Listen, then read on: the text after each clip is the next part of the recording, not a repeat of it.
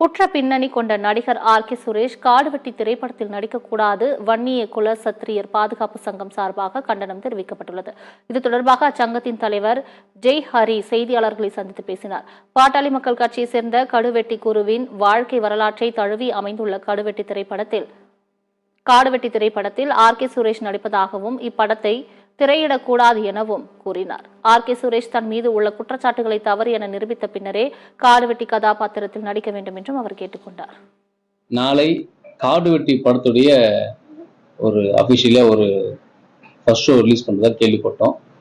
இந்த காடுவெட்டி படத்துல நடிக்கக்கூடிய நடிகர் ஆர்.கே. சுரேஷ்.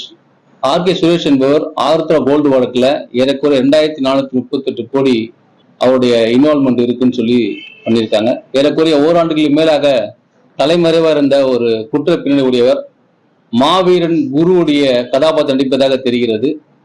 இதை எங்களுடைய வன்னிய சமுதாயம் ஏற்றுக்கொள்ளாது. இது முன்னே மட்டும் இல்ல, இதுக்கு முன்னே ஒரு சில வழக்குகள் அவர் மேல நிலுவையில் இருக்குது. தமிழக அரசால் தேடப்பட்ட ஒரு குற்றவாளியை எங்களுடைய மாவீரன் கதாபாத்திரம் நடிப்பதை எங்களை ஏற்றுக்கொள்ள முடியாது. இதை எங்களால் ஏற்றுக்கொள்ள முடியல. இதை நாங்க ஏற்றுக்கொள்ள மாட்டோம்.